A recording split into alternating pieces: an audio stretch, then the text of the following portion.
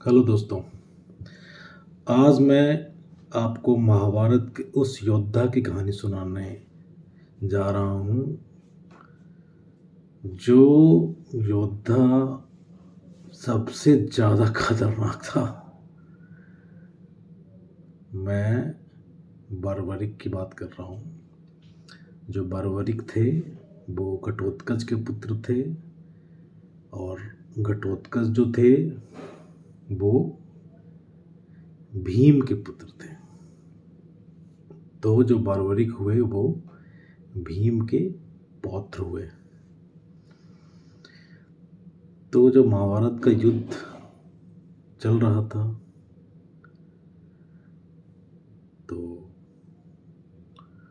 बर्बरिक जो थे शूरवीर योद्धा, वो अपने माताजी से पूछने गए कि माताजी, मैं ये युद्ध किन की तरफ से लड़ूं।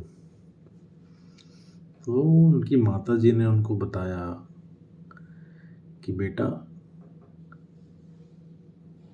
जो पक्ष हार रहा होगा आप उसके पक्ष से लड़ना। तभी उनको बोला जाता है हारे का सहारा। आगे बताऊंगा। दूसरी बात, उनकी माता ने उनको बताया कि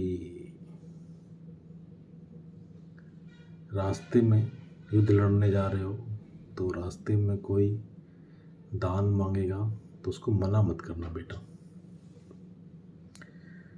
तो ये वचन लेकर के बर्बरिक आगे बढ़ते हैं। तो श्री कृष्ण जो जिन्होंने वासुदेव श्री कृष्ण ने जिन्होंने पूरे युद्ध की रचना की है, ऐसा कहा जाता है, माना जाता है, उनको ये बात जब पता चलती है कि ये जो बर्बरिक हैं ये युद्ध में जब शामिल हो जाएंगे और इतने सूरवीर योद्धा हैं कि इधर से भी ये लड़ेंगे तो किसी की पक्ष की जीत हार संभव ही नहीं है। तो वो एक ब्राह्मण का वेश धारण करके बर्बरिक के पास जाते हैं और पूछते हैं, सूरवीर योद्धा आप किधर को जा रहे हैं। तो वो जो बर्बरिक हैं वो उनको प्रणाम करते हैं और कहते हैं, ब्राह्मण देव आप कौन हैं और ऐसा क्यों पूछ रहे हैं। मैं तो महाभारत के युद्ध में भाग लेने जा रहा हूँ। तो ब्राह्मण देव जो श्री कृष्ण बने हुए हैं वो पूछते हैं कि अब इस युद्ध में तुम किसकी तरफ से भाग लेने जा रहे हो। तो वो कहते हैं कि मैंने अपनी माता को वचन दिया है कि जो भी पक्ष हारेगा मैं उसकी तरफ से युद्ध लड़ूंगा। तो कृष्ण बड़े दुविधा में आ जाते हैं कि अगर ये इतने सूरवीर योद्धा हैं तो इधर से लड़, उनको पता थी ये बात। तो कहते हैं कि ऐसी क्या शक्ति है आपके पास जिसके बलबूते पे आप ये बात कह रहे हैं। तो उनके पास थी 3 बाण जो उन्हें तपस्या से प्राप्त हुई थी, आदि शक्ति से, पार्वती माता से।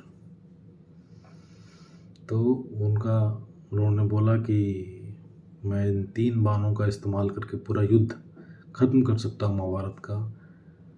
तो वो बोले कि कृष्ण बोले जो ब्राह्मण के वेश में थे कि बड़ी ऊंची ऊंची बातें कर रहे हैं आप, कुछ करके दिखाइए तब तो हम माने।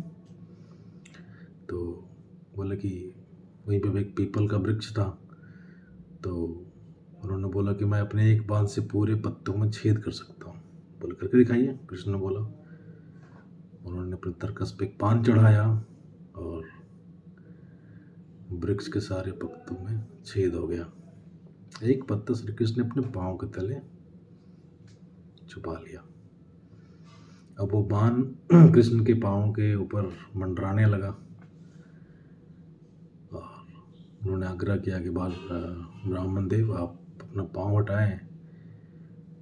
आप उस जो एक पत्ता आपके पाँव के नीचे है उसमें भी ये बाण जो है जो छेद करेगा।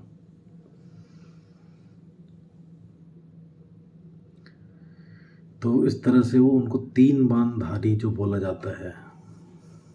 आगे कहानी में नेक्स्ट वीडियो में बताऊँ।